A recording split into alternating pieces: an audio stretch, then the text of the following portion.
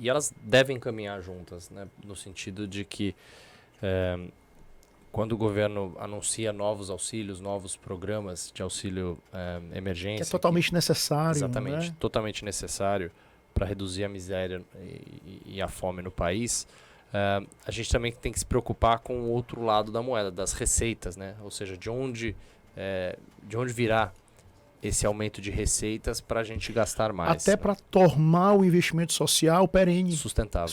Exatamente. Que é muito parecido com o orçamento que a gente tem em casa. Exatamente. Né? Quando a gente planeja um gasto novo, né? um gasto que a gente não fazia no passado, a gente tem que sempre pensar de onde virá, né? esse novo...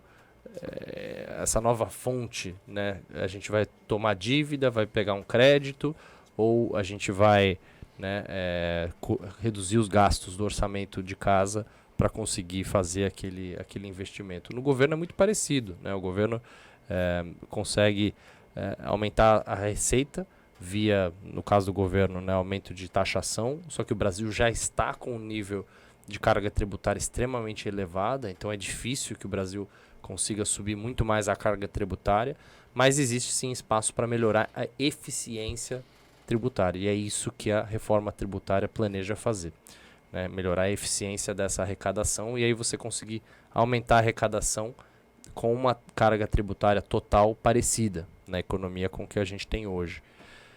Então esse é um lado, o lado das receitas. E do lado da dívida, como você mencionou, o Brasil já tem bastante dívida, o Brasil tem uma dívida PIB alta quando a gente compara com outros mercados emergentes.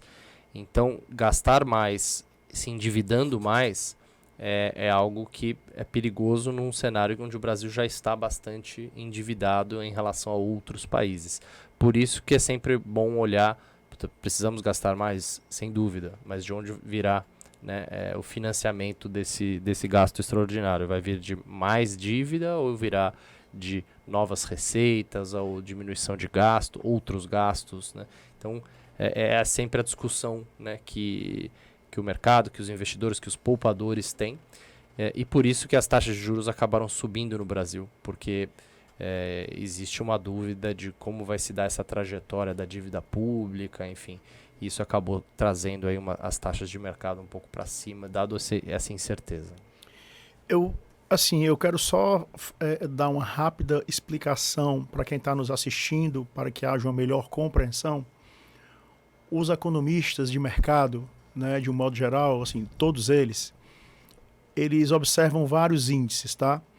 Mas o índice que eles observam muito, é um índice muito importante, estratégico, chave aí, é o índice que mensura qual é o tamanho da dívida do Brasil em comparação com o PIB, ou seja, com o que é produzido, tá, no país no mesmo período.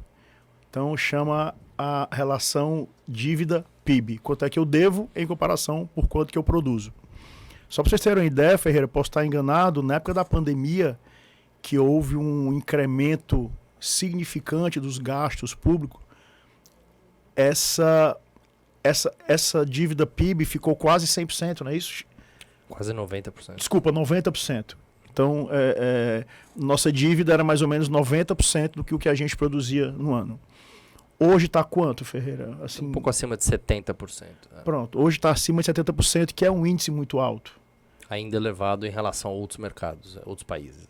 Qual é a média dos outros países, Ferreira, emergentes, que são países com uma situação comparáveis com a do Brasil, tipo México, para nós compararmos a mesma base? Outros países emergentes têm em volta de 40%, 50% de dívida PIB, outros emergentes. Países desenvolvidos têm uma dívida PIB maior, né, como os Estados Unidos, o Japão, a Europa, mas naqueles países eles têm taxas de juros bem menores, né? Então o problema de você ter uma dívida muito alta no Brasil é que aqui os juros são mais altos do que lá fora. Então custa mais, né, emitir essa dívida para o governo, pagar essa dívida para o governo, do que custa, por exemplo, no Japão, onde a taxa de juros ainda é zero, né, próxima de zero, ou até nos Estados Unidos, que a taxa de juros agora está em 4%, 5%. Aqui a gente tem um juros muito maior.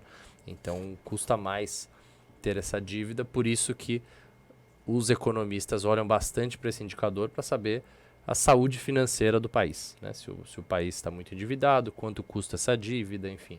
é um indicador relevante para ver, de fato, essa saúde financeira de uma economia. Né?